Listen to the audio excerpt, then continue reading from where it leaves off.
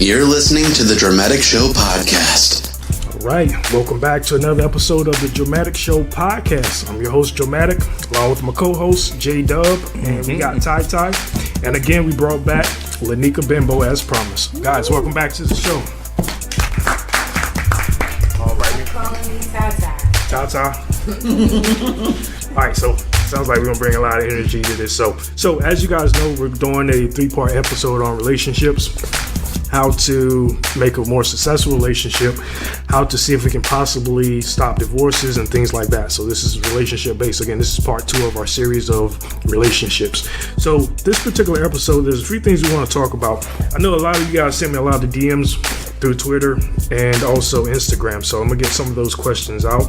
I'll do the best I can. I'm sorry I couldn't get to everybody's question, but we have 4 that I feel like relate to most people in the Western society. So again, we'll talk about that a little bit later in the show. First thing I want to talk about is we're going to talk about black women and online dating. Guys, would you agree that right now where most people meet is actually online? Do you feel like online dating is probably mostly where people meet, other than like a bar or something like that? What do you think about that, Lanika? Like, from your statistics, like, do you guys do any of that research and things like that too? I don't do that research, but other I'm just saying, because if you can see Aaron's face online right now, you just got stuck. YouTube subscribe. That's not the research that I do. All right. But I do believe that those are some of the main, because of technology now, you have more dating sites that encourage people, and then they have discounts during the holidays and everything, so they want people to actually kind of sign up on those things. Well, I think that's probably where most millennials. You know a lot about this online dating thing. I watch commercials. Oh. I don't do research. Did you not just hear? I mean, no. Okay. You said something about discounts during holidays. So that's what we're going to talk about. People that actually, they do go to online dating. So this was a interesting thing I came up with the other day when I was just doing a little bit of research about this topic. So we know from Tinder, everybody know what Tinder is. It's probably one of the most well-known. You don't know what Tinder is? No. Y'all never heard of it? To our listeners, guys, I want to apologize on my co-host here. I don't know if they living under a rock or whatever, but it was Match.com. That's because it come on commercial. Other than that, well, I don't know. Match is kind of, it's been around for a while, but Tinder is like the number 1 dating app like in like the world. And to my viewers and listeners, I apologize for my host. They've been living on a rock. They're old. They're getting close to 40. So you better hope this Wi-Fi doesn't work. I'm about to find out Tinder right now. Also, there's another one called OkCupid. Never heard of that one? heard of that one. What about you, Ty? No. Never heard of OkCupid? All right, so for people that aren't living under a rock, Found it. You found it? Yeah. Based on their statistics, Got the logic. it's saying that mostly. Did you get it? I just heard her say something. You gotta load it. Like, she knows what this is. She probably do, man. She probably do. She knows a little bit about Tinder. It's a Pitt County, right? 252 or something like that. Yeah. You go by counties. They go by By what it's saying here. Oh, you're about to find out. Don't let me catch you on Tinder. Wait, you gotta put your area code in? That's scary. Let me see. Go to our area code. Let me see who up there. All right, so download it while we're actually here. That way he can get a little bit of information about it. Yeah. But just not for those particular apps though. But it said that black women are the least likely to get swiped on or clicked on for somebody to say, you know what, I want to meet this particular person. I found that actually kind of alarming. And the second thing that I actually saw was Asian men are the second least desirable people in the world that people would actually date. So when I saw that, John, I said, John's actually was one parent away from not being one. For those of you who are somewhat new to the show, John is actually Filipino and African American. So he's actually pretty lucky. You almost didn't. I'm telling you, Ty over there losing eyelashes. But I guess aside from online dating, why do you guys feel like black women don't get a lot of love when it comes to relationships. What do you guys think about that? Why don't you guys get the respect that most other ethnicities from other races, like, you know, the respect that they get? Why are they so hard on black women? What do you think about that? You want to go or you want me to go? We go together. That's exactly why, because they don't know what picture to put up. So in the site, so you want to go first? Let me go. I'll go first. It's called courtesy. Right, real women. See? And this is why, because I was one parent away. yes. But a lot of times, people find black women to be confrontational, or you got to work harder to, you know, appease us, things like that. And kind of generationally, we've had a stronger stance in regards to what we do and how we present ourselves. So you got to work harder to get to a certain point, but you also have some men who don't really appreciate or don't know how to approach correctly. So the value, kind of what we talked about on one of the other segments, is that the value of what that person can be for you is not always looked at, and it's looked at more of a challenge, and I don't really want to work at that. Mm-hmm. It's easier to date somebody else because I don't really have to do all the work that it takes for that. The average black woman, not to say the stereotypical average black woman, but would you say that a man would actually have a really strong backbone to actually deal with the relationship with a black woman? That stigma that goes along with that. Turn my chair so I can listen to this one. I think you need to have a supporting backbone, and that's the strength in that, so that it is seen as more of I am with you versus I am competing with you. Mm-hmm. And so when there's that challenge of you won't let me be a man and that kind of stuff, a lot of times it's because a lot of African American women don't always have that supportive piece to it. They're doing a lot. You know, we got this whole wonderful women roar kind of thing or whatever, not everybody works, and you're doing everything and you're looking for that counterpart, and then you don't always get that counterpart. So then when you get somebody that comes in that may be a counterpart, there are times where it feels like they need to be more supportive or need to have a stronger backbone, just so the woman can feel like she's at peace or at ease, so that she can kind of fall back a little bit. Mm-hmm. Tata, you want to add something to that? No, I agree. I definitely agree. And I think that it's more so like she said, we're dominant and we don't like to settle because we know our work. Like she said, it's value in it. So some of the funniest things I've heard, and then I'm going to get on everybody. It's not black women, but there was one interview I seen where I think it was what's the female rapper from Florida, Trina. Yeah. They asked her. They said, what are some of the qualities that you look for in a man?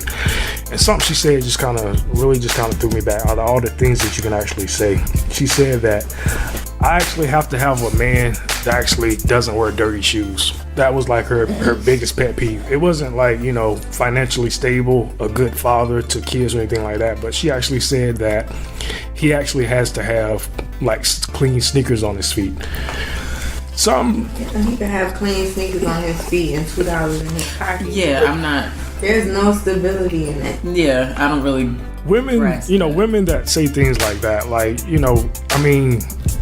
how do you change that mindset for women that think that way? It just threw me back. What do you tell a female like that? Is there any changing from telling the person can they actually see the value of actually what a man can actually do, or being a provider, a protector and things like that? I would think that will put more emphasis on what you would be looking for rather than, materialistic things like that. But it also depends on kind of what her background was, or not just her, but anyone, what they came from. So if they saw they came from a single parent household, mom did everything, they look at men differently, and they look at being the dominant person, or they look at being the one that kind of does everything. And so in their lifetime, they may not have had a person that provided, that did things for them, that nurtured them in a way that made them feel secure. Most women want security and love. I mean, that's the bottom line. We look for those who make us feel and are genuine in saying, okay, I got you, but you don't have to do this by yourself. That, you know, we may have struggles here and there, but I'm with you along the way, and I'm willing to walk the walk with you. We want security. We want to know that if something happens, you got my back wholeheartedly. Right. And see, my father had a closet full of stuff that had tags on it, new shoes, new shirts, but he worked so much that he wore the same outfit every week. Like, even if he washed it, was the same outfit, same beat up sneakers. But he made sure that his family was taken care of. Yep. So at the end of the day, when I look for a man, I don't care what he got on. If you got on dirty clothes, that means you're working. I mean, so... Yeah, because I didn't really understand the clean shoes thing other than the fact of kind of taking care of things. But it depends on, you know, because... Well, are people defined by what they wear? A lot of times. Perception is a big value in today. I'm old school, I guess. The dating game is different. I guess that's why I'm single. Yeah, it's to say the least, it's much different. Like nowadays, like Just jump on Tinder. And I don't have Wi-Fi, so I know if we can figure out if we got Wi-Fi or not, so I can download this. Yeah. All right. So from their perspective, again, it's just more so about men. You know, it's not how you approach the black woman. So no, it is how you approach them now. Because that yo baby, Some women like that, and you shouldn't. Why is that? Because it's a value thing. If someone is hollering at you like that, they're not trying to get to know your name. They may not necessarily have any additional thing to give to you, and there may not be a purpose other than the physical attraction. You don't want to be approached that way. You want to be approached, or you should want to be approached respectfully of, how are you? What's your name? So that you start building a conversation of what you're about. Communication issues happen because you kind of start out that way. Yeah. So Aaron, you're experienced in meeting the female. Of course. How do you approach a female?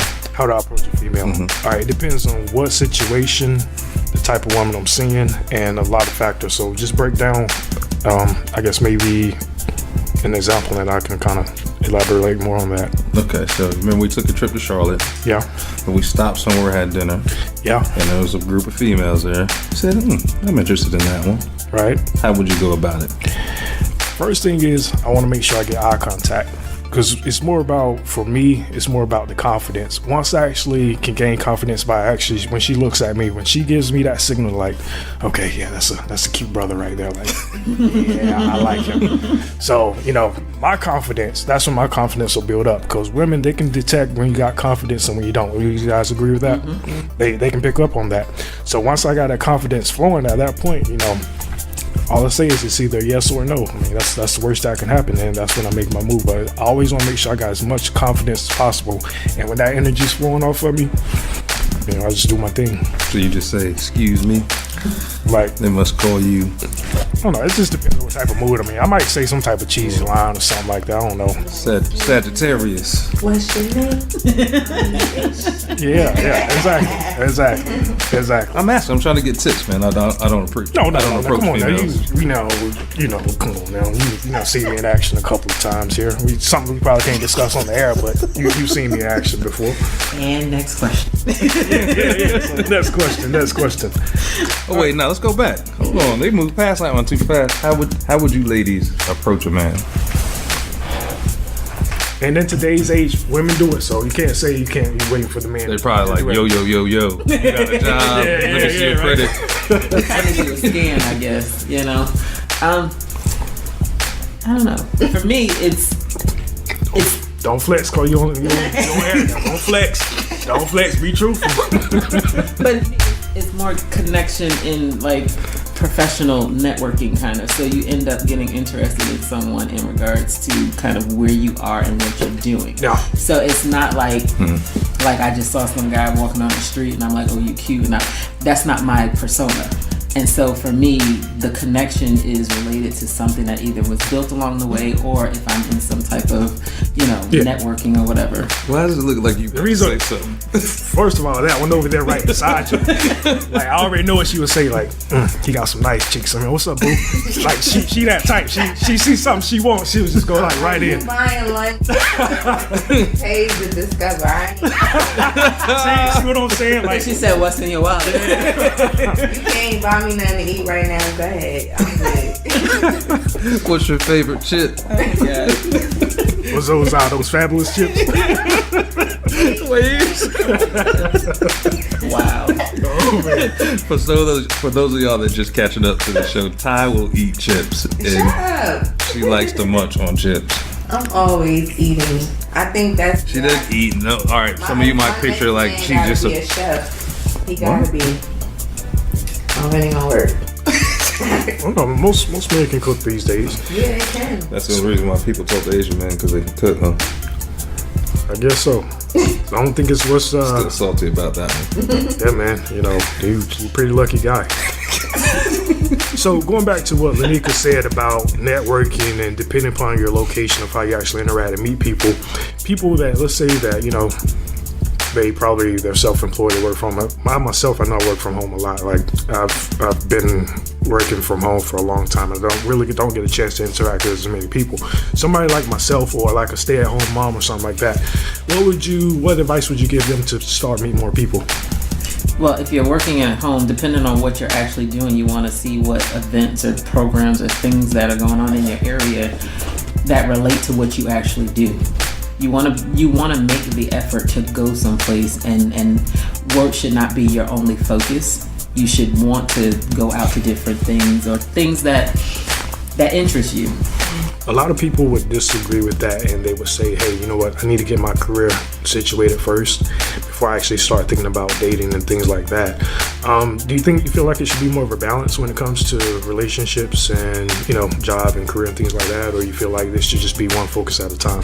It depends on what you want. Some people, they don't really want a relationship. They want to build their career, and that's fine if that's what they want. But if they're looking to meet someone and do other things, you need to balance that out. You can't, because if you can't balance it out, then that's going to override. And we did that list on the last segment in regards to kind of things that divorce. If you're not spending time nurturing the relationship, it's just going to dwindle.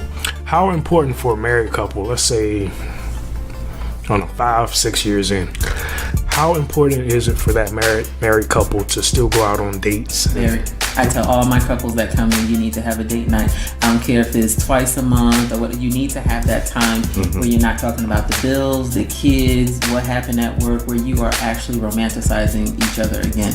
Because you get so complacent and comfortable in one area that you forget that you grow. If you don't do that dating, you're like, wait a minute, where did that mole come from?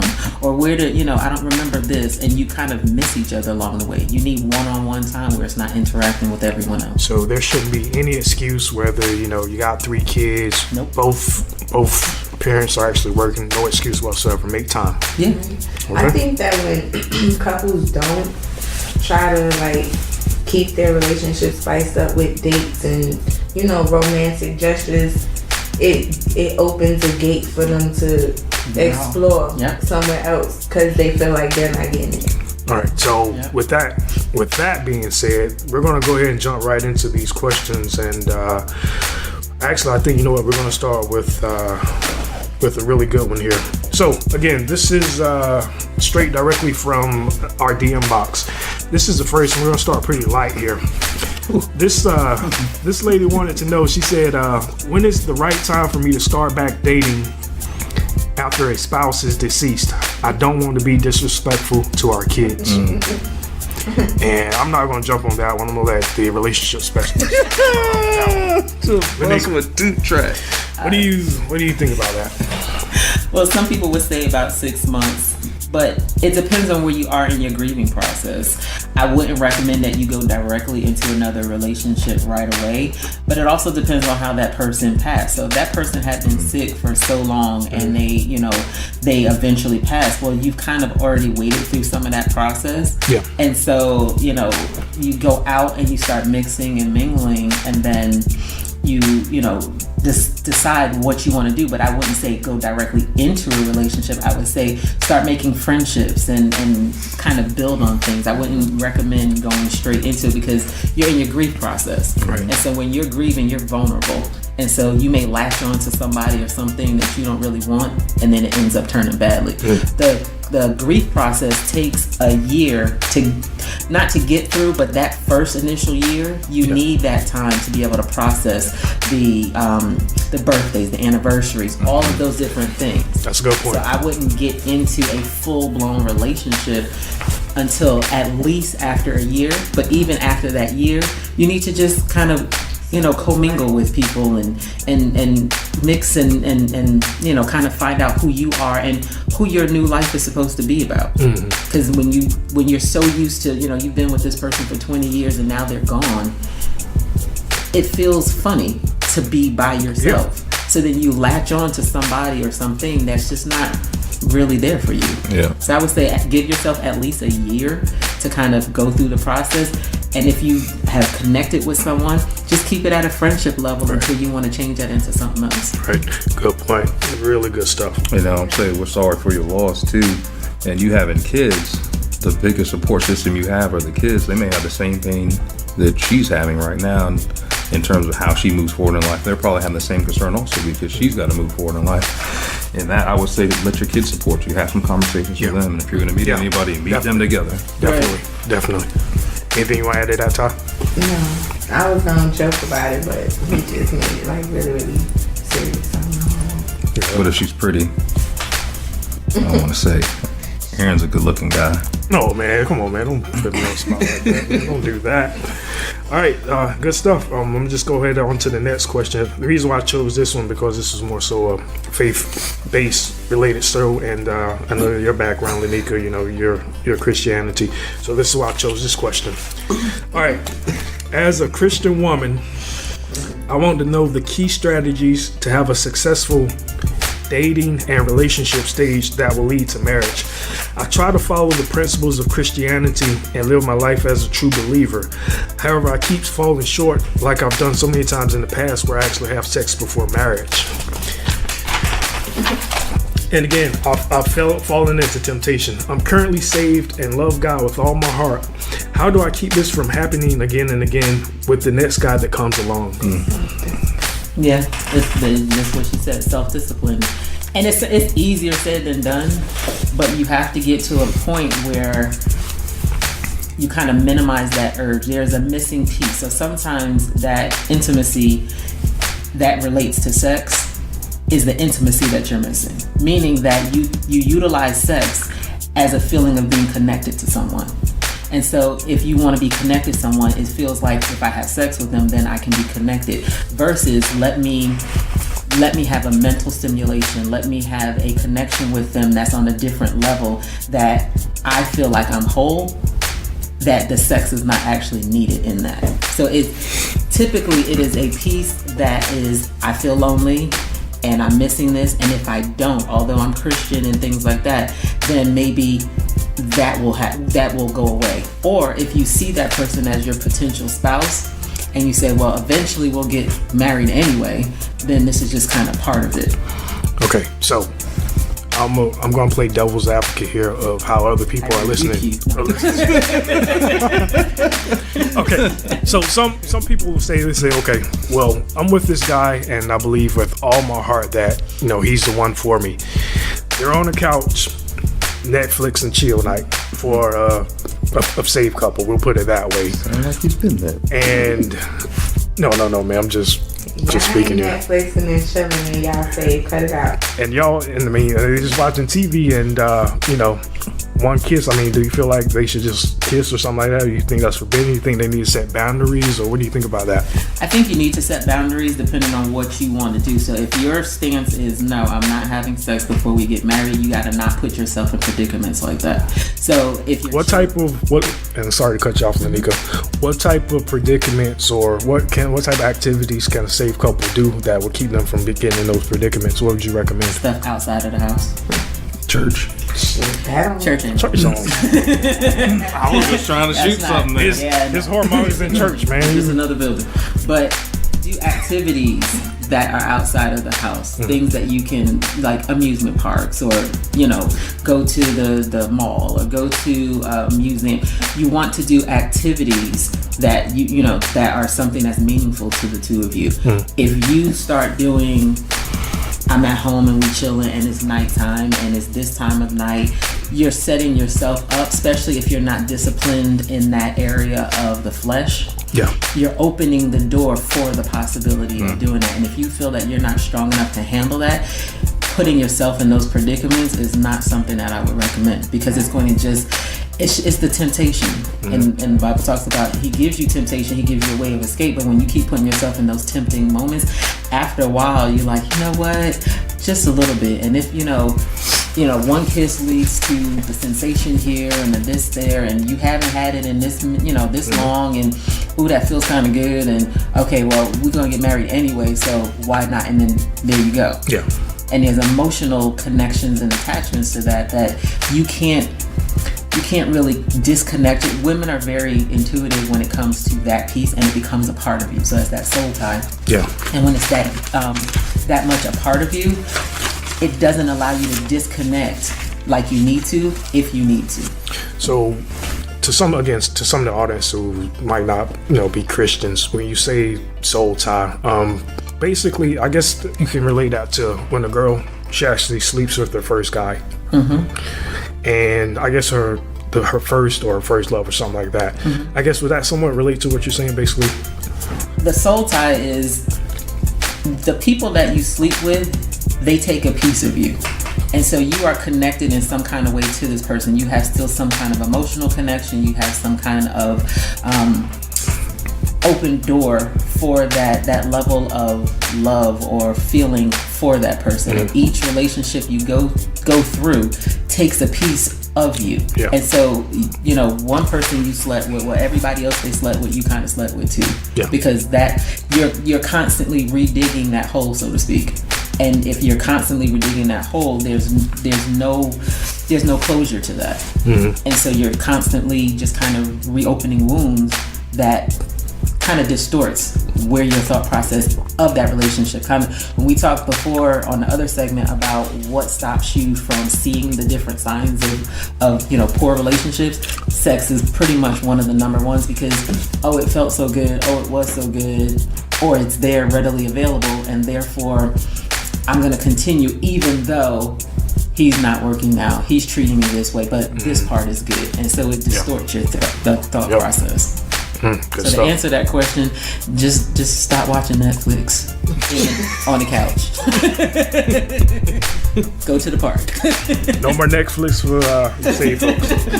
All right, good stuff. All right, now this is probably a really lighter one here somewhat, and again, I'm reading it word from word how I got it in the DM. So you guys, all right. So I work with a bunch of women with fat, and again, I'm not cursing, I'm just, and I quote, donkeys that walk by me every 5 minutes. My wife don't want to have sex with me as much as I want to. I'm lucky to get it twice a month. I'm getting so fed up to the point I'm ready to take one of my coworkers off her up and go out on a Netflix and chill type date. How can I get my wife to have sex with me more? I do everything a husband is supposed to do. I pay bills, and I'm not the skinniest and the sexiest man in the world, but I look the same and weigh actually a few pounds less than when we first started dating. We've been dating for 3 years and married for 4. She had a child from a previous relationship and works for the same company, so nothing much has changed. What do I do? These other women are looking really good right now. So the reason why I chose this question is more so in that situation, there's a lot of sexless marriages. We can all agree on that. And like you guys were saying earlier, like I was trying to stop topic because we were going to get into this is, when it gets to that point, other things start noticing other things. So with that, what do you think? Like, what should he do? What approach should he take with this? And I would probably say 60% of marriage couples probably go through this. What do you think? Well, kind of like what we talked about before, that's why date nights are very important. A lot of times, especially women, we get overwhelmed with life. You're taking care of the kids, you're working, you're doing this, you're doing that, and you don't want that to be something that becomes a chore where it's like, oh, I get it every Tuesday night at 7 o'clock. You want it to be something more spontaneous. So if you're not having those foreplay moments where you're kind of the love notes, the kiss on the neck, the, doing something for each other, the, putting little love notes here and there, if you're not kindling that romance over and over again, that part dies down because it's just something else added. Also, I would like to know if they actually talked about how much they want to have sex or make love. He talked about it. Yeah, he talked about it. My question to you, Lanika, is I'm on your side. Why do most women stop wanting to have sex after a couple of years of marriage? No, I'm not. Sometimes it's hormonal as well. So you want to look at that too. What different changes, age-wise, sometimes the hormones shift a little bit as well. But there are times where if that mental stimulation is not there, then the other piece can die down too. So he may be doing everything he thinks that he should be doing, the things that he was doing before, but her desires have changed and they never talked about that. Her ability to do things, for herself, or sometimes feeling like, I do all these things and I haven't grown in what I would want as my career. So those moments happen as well. But then you want to also make sure that she not doing other stuff elsewhere as well. Yeah. So, you want to have a conversation about why or what's going on and increase that one-on-one time. And going back to what you said about, I guess, hormonal changes. When I actually first read the message, I did a little bit of research on that as well. And again, people can actually research what I'm saying. I'm just not throwing statistics out here, but it said that 80% of American women develop postpartum depression after giving birth. Mm-hmm. You guys familiar with postpartum depression? You two girls, you guys have kids. Did you guys experience that also at some point? No, I did. All right, so let me just go over the symptoms of postpartum depression. First thing is anxiety. And sometimes you have a little bit of sadness and despair. You have difficulty making decisions. Fatigue is involved, and there's sometimes changes in the appetite or your sleeping regimen, and also the loss of interest of sometimes basically activities like pleasurable activities such as sex. So these are some of the key points of postpartum depression, some of the symptoms that they actually say that 80% of American women actually have. Tata, I'm sorry to cut you off, but I'm gonna start with you on this one. What you said you actually had before? Yeah, I did. After I had my son, I was like having really bad anxiety attacks and always sleeping. I lost a lot of weight. I was a lot. Yeah. I lost a lot of weight, and a lot of that came from not only the postpartum, but like trust issues. And then I was getting my Yeah. So I guess going back to what Lanika was saying earlier about like a support system, and I know you and I always bring up the part about support system. How much of it is important for a husband or that significant other to back you up while you're actually going through that particular stage of the postpartum depression? It's extremely important, especially if y'all don't have communication, like a good communication relationship. Mm-hmm. It only kind of like pushes, how you suppresses. Did he understand that you were actually really going through something? He was just saying like, this is just Ty, like whatever, like she could. And it was like, we actually had conversations months after, and he was like, well, the doctor did say you was going to go through that. I forgot. But it was like, as soon as the 3-year mark hit, it was just like a rejuvenation, like... I started to go back to what I was before I got pregnant. So right. It was like, Okay. Anything else you want to add to that, Lanika? You want to say something else about that? No. Okay. So casual. All right. So John, man, like these guys, man, when they're not getting these sex, like, what would you, from a man's perspective, you've been given the women's perspective, but what would you tell a man that's saying, hey man, my wife just saying, she ain't putting it down no more for me, like, what do I do? I mean, after I talk about it a bunch of times? After you talk about it a bunch of times and there's no change, like that, well, I mean, it's tough. It puts a real strain on the relationship. No, man, don't put that on him now. Don't do that. Don't do that. That's not right. But no, go ahead, John. What were we saying? Well, really, I mean, you as a man, you have to make some decisions on whether you're going to settle for something, just like the women have to settle. Right. If you're going to settle for less and you're allowed to go that way, that's your fault. Yeah. That really is. Don't complain.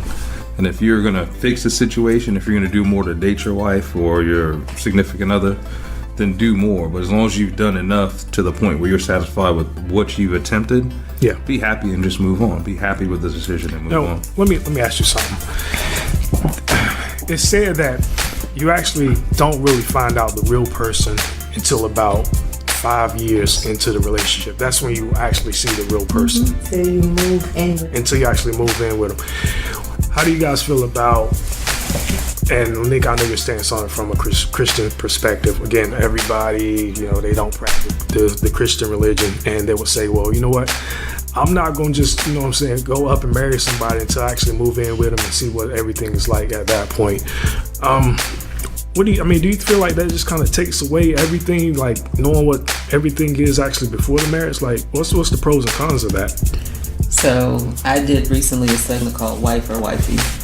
And part of that is when you get to a point when you are moving in with each other, you don't necessarily stay away from what that true relationship is supposed to be. Meaning that moving in, I moved in with my ex-husband when we were engaged. So he pretty much stayed where he was up until it was almost time for us to get married. And then we got a place together and everything like that. But when you're at a point where years before you move in, and everyone's different and you do it how you see fit. But looking at it in hindsight, if you get to a point where you are in that situation, sometimes people begin to be too comfortable. And so it never moves past that part.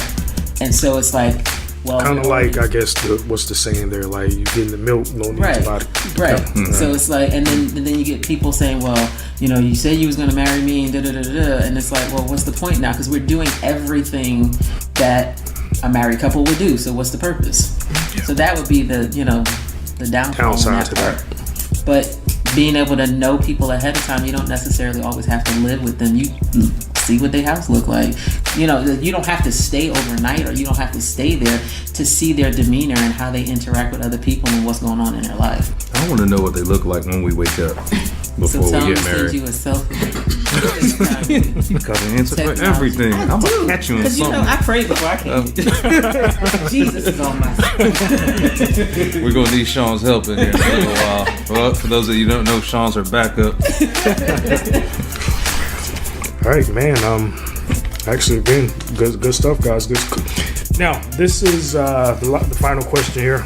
Again, to the viewers. Again, I apologize. Let's try to put in as much of this as possible.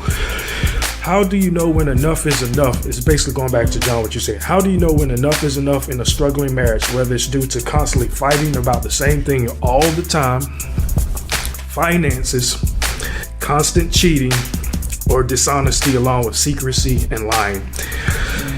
When is enough and it's just time to just go ahead and file for divorce? When you realize who you really are. Elaborate on that for me. Meaning that when you're at a point where things have become completely chaotic and you realize that it's not going in the path or the direction that you desire to go, and you've tried to work on things and you've done everything that you feel that you need to do, then separation is something that is necessary. And you separate to see if being apart and you learning yourself again is something that will be helpful and will bring you back together. If that's not something that's going to be, something that you do. Okay, so you got one spouse saying, you know what, I'm done. Like, you know, we've been through this so many times before. You keep telling me you're going to change. You keep telling me you're going to change. And the other spouse is saying, you know, give me time. Give me time. How much time are we going to give them to change? Well, Like, I would say go to counseling because y'all need to work that out. But for those who desire not to go to counseling, it depends on how long you've been struggling in that and what it is that you feel that person needs to change. Because sometimes you want people to change and it's something that they either can't change or don't really want to change, and they're saying, I'm going to change because that's what you want. But that's not really what they want to do. And so you're forcing them to try to change something, and they're just like, okay, just because. But they're never really going to change because that's who they were when you got them, and now you want them to be something different. you know what?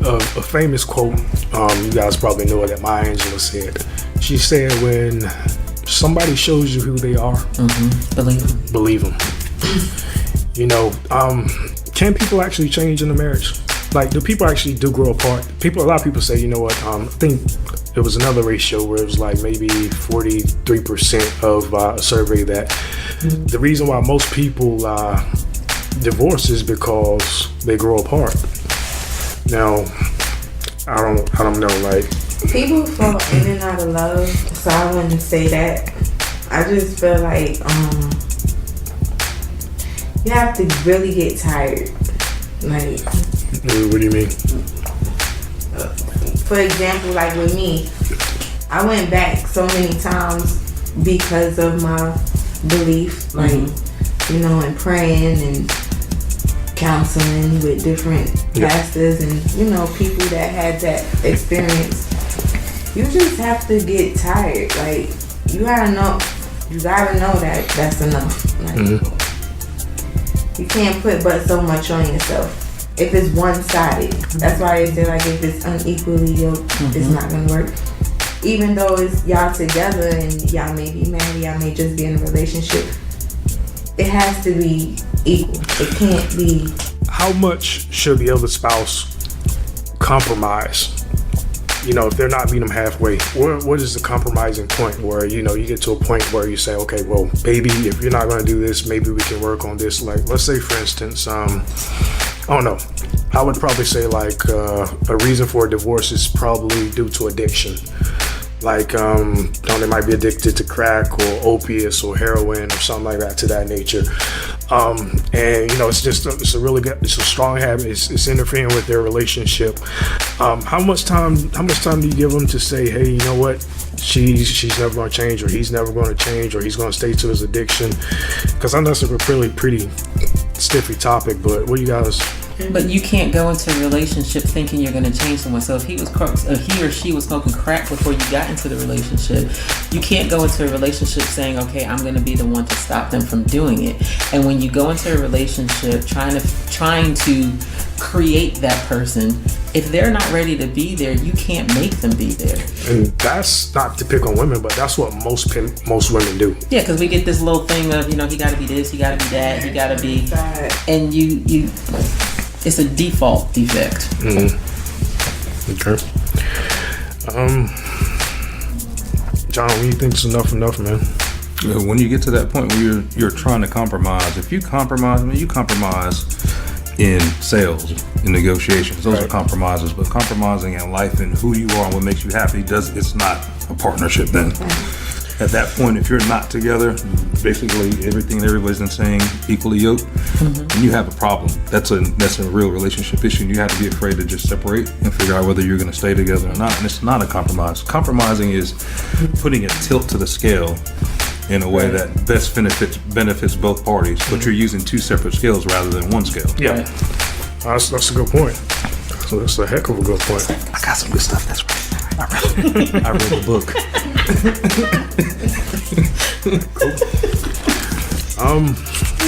So again, that's pretty much it for the questions from our viewers and our listeners. So guys, I really appreciate you guys for sending those in, and you know, I really want to do more of this show, and you know, try to get some more things about that and answer you guys' questions.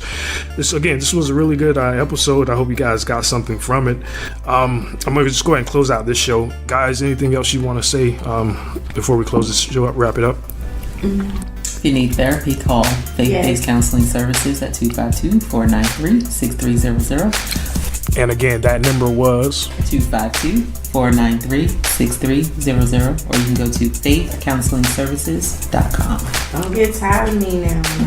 Hey, girl. I got this going on here now. I don't know. Cool. So again, we want to thank all you guys for listening on the Droematic podcast show. Stay tuned, subscribe, be ready for our next episode, and we are out. You've just listened to the Droematic Show podcast with your host, Droematic.